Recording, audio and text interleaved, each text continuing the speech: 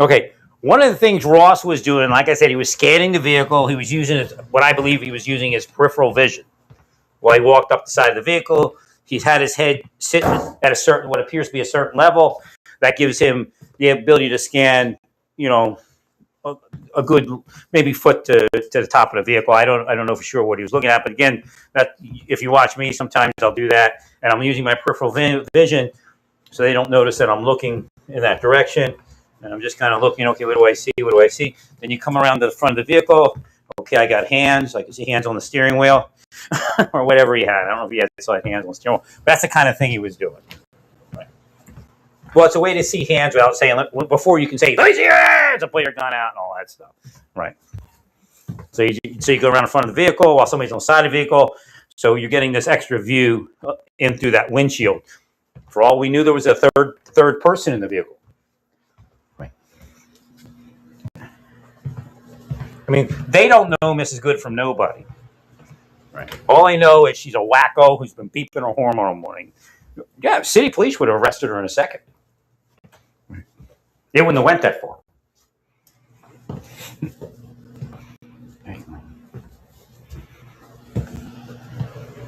They would have pulled her out. Probably a half hour earlier. Right.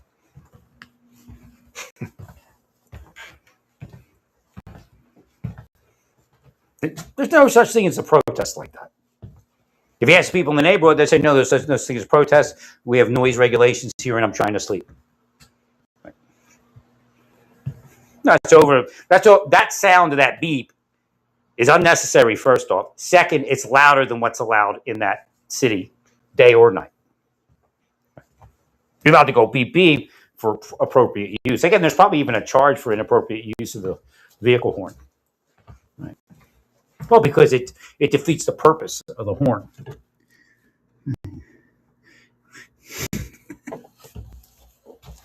But we don't know. Nobody knows if she had a sawed-off shotgun down on the side. Nobody knows. Right. So when you come around the front of the vehicle, I imagine city cops know that trick. I mean, chief's saying he doesn't. Right. You come around the front of the vehicle, you got that big, expansive windshield, and you see that on the camera video. Right. And then you can see into that vehicle. Actually, I recommend every traffic stop, if you can, you pull a second vehicle in from the front and look in from the front, especially if it gets squirrely. Right. So but again, my plan is for you to have bulletproof glass or bullet-resistant glass, right? And then you pull in and you're looking in, and they can't shoot you. You stay in your little armored vehicle. But they killed me. I couldn't get. It was moving. I mean, it was working. Everybody was starting to increase their ballistic protection in the cruisers, and the SUVs, but they killed me. Right.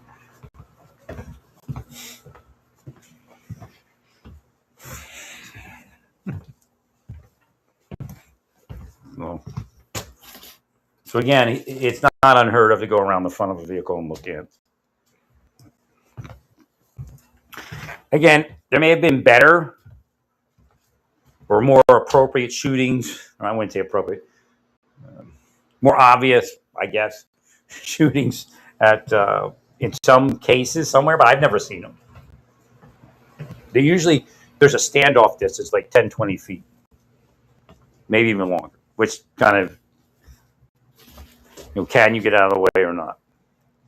Right. And this one he couldn't, obviously.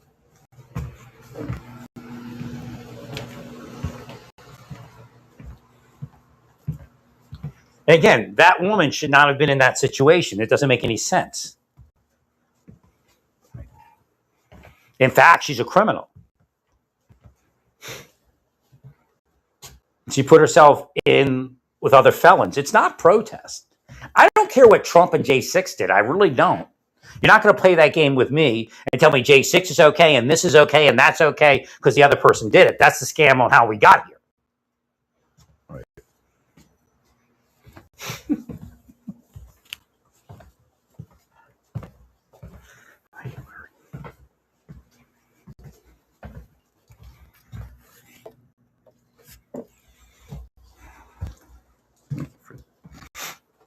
Yeah, I don't know what the energy was with that headboard, but it moved out of here.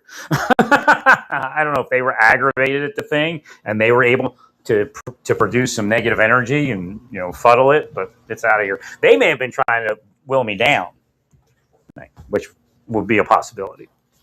And but then again, the deep state could have been trying to will me down, right? Punk me out. You don't get the part. No, that's how they cuck people. The system say you're their bitch kind of deal. Believe me, when they say you they bitch, they mean it. It's weird. Or you're a bitch. Oh, it's a crazy world. We'll go to hell for it. Right?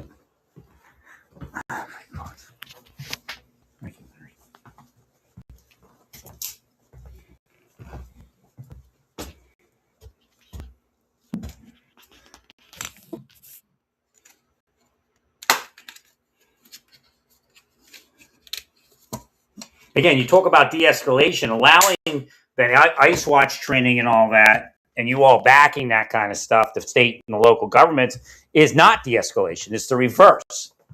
It's not activism. It's felony crime. You're trying to mainstream felony crime because you believe in the cause. And that's one of the things that's been done over the years. Right.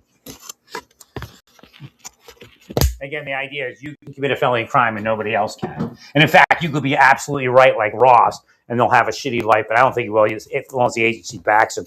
Now, if the Democrats get in, who knows what that's going to be? So he has to plan for that right now. Right. Well, the maximum length of Ross's career may be 3 years. Right. Or 3 more years. Okay. I don't know what Fliola is up to. I don't know if hopefully Trump didn't kill Fliola. I mean, they're corrupt at times, so it's not 100% foolproof. Now you go dirty. It's politics, right? Yeah, people take money, man, right? Right.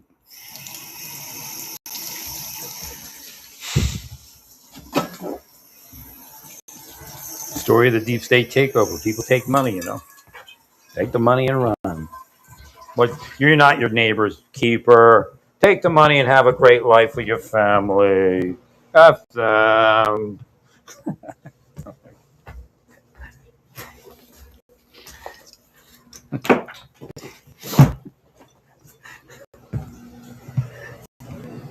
I tell you what, if I was in the military, I have God. I've had God since I was a kid, and I had a pretty bad experience in life. But right, I mean, I wasn't. We lived in the suburbs. Obviously, I had food and all that. Most of the time. When I became homeless, food was scary. How to get food? I had a pretty good friend who would give me like two hot dogs and cheese a day, just about. I think that's what it was. He'd give me 2 hot dogs, and I'd survive on 2 hot dogs and cheese dogs, with bread, on white bread and mayo, I think. I had to disconnect from that guy. I think I tried re-hooking up with him later in life, but I sensed that the deep state was doing something screwy around him, so I backed out of it. Right. Disconnected. And of course, he won't try to connect with me after that. But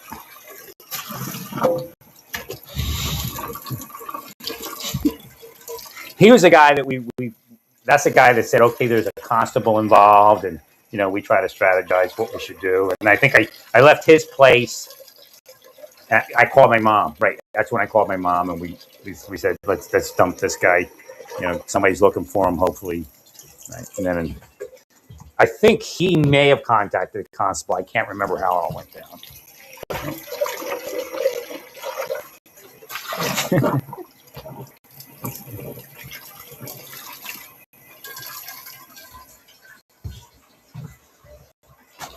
Well, that was the fear. I was like, he would, he's wasn't an rather intelligent person. All it was is like, a bunch of neighborhood guys, and we were hanging out a little bit, but not a lot. And like we go to a party, or something. But he would hang out with that girl. And he said, "This is my girlfriend. Can she stay?" I said, "Sure." And they had their life. I had mine. Like at night, I'd go down and I'd see or in the evening when we get off of work or something like that. I go see him and give me a couple hot dogs with cheese on it. That was my nutrition when I was homeless. He was a good guy. He feed me, they all knew that my dad was a piece of shit, Right. So it was one of those things. Neighborhood moms took care of me when they could, let me sleep over, that kind of stuff. But I got real bad at that point. So I was sleeping in our house, but it was up for sale, and so it was vacant. And then that was when I was like, this is the last straw. These people I grew up with ain't worth a shit, right?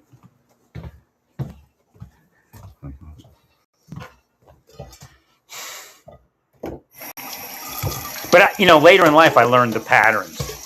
Right, something was about to give. I think she may have said, may have tried to get closer to me, and we get out of there. Right. I'm not gonna say she's gonna be my girl for anything, but again, I think she was growing weary of his shit. Right. Thank you, man. I don't know what happened during the day. Like, he may have been abusive during the day. I know they were sexual at night. Right. But like I said, though, I don't think they wanted me to testify. I think that was what it came down to, because my mother had talked to him and everything. They didn't talk to me. Right. I think that they surmised the evidence wouldn't have been beneficial to the case. Back then, that's how they did it. It's good, bad, and different. That's how they did it. Right. It was too exculpatory to contact. Right. Well, because I had no clue how old she was. I would have thought she was 18. She seemed mature, real mature. She seemed like a real nice person. This is the weird part. I never talked to her. She just hung out with him. And then, I was going upstairs to take a bath or something like that, or a shower or something. I can't remember what it was. I may have went up there to soak. I may have been achy or something. And I encountered her somewhere. And we had this really nice conversation. I was thinking, oh, she's a nice person, all that stuff. And then everything fell apart within 24 hours. So when I look at my life, I realize how it all. I think Deep State does the same thing. If my life picks up within 24 hours, they destroy it. So there was Satan. That was Satan that did that. Right.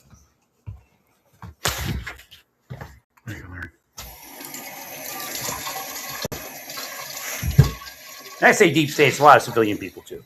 It's the narcos, it's the sex traffickers. They actually have government authority where you don't if you're in the government. Like Ross. If he didn't have an agency that backed him, right, it's easy. Like if the Democrats were in, they would kill him, destroy him. Right? Whereas a narco or Mrs. Good would have more credibility than he would. Right? That's what they're trying to force. Like, he's not worth it. He's more trouble than he's worth. Let it go. You'll get something out of it. That's how they are, man. It's how bad the government is. It's like anarchy.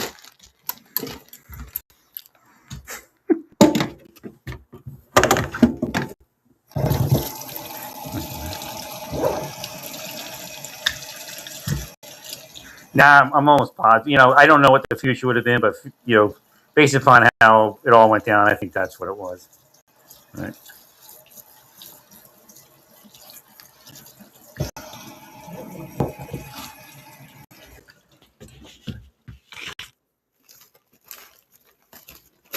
And I was getting real mean even before I got in the military. Right. Because homeless, you don't eat. It's the best diet I ever had, probably. Being homeless. Right.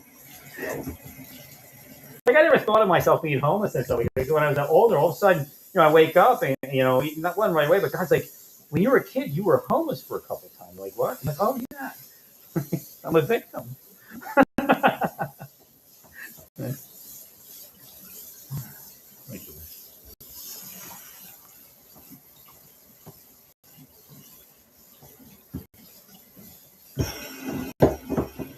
Yeah, some nights you just gotta walk all night. Right.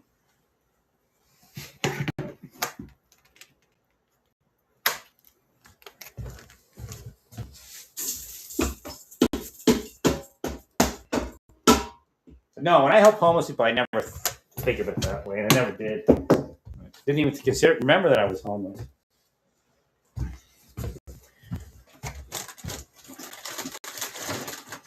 So yeah, the neighborhood moms used to, allow me to stay over sometimes, and then, they would feed me and stuff.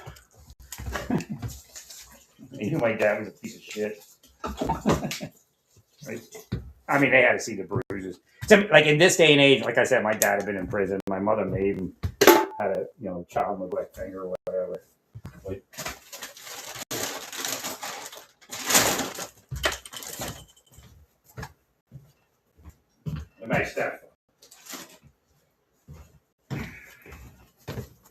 my stepfather, actually, not my father.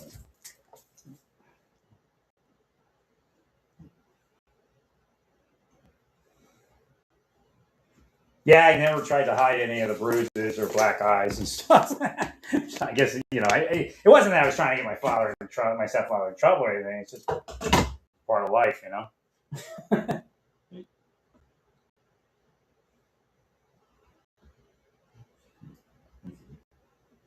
But yeah, it was definitely the community was definitely deficient in that regard. I guess, yeah, I guess I expected too much. Right, I considered them too much. A cop show.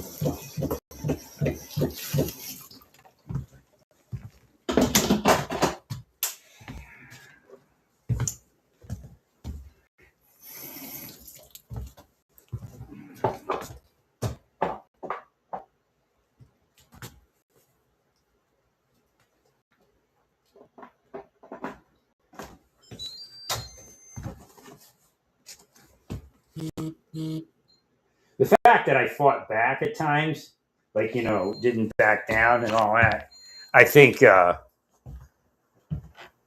actually, like the more timid they make you, again, stepfather and even the deep state, the more they get to the point of physically killing you, right? I think a lot of cases where somebody is physically killed, it's because they were too timid with their abuser, right? Because they just get that freak on and harming the other person.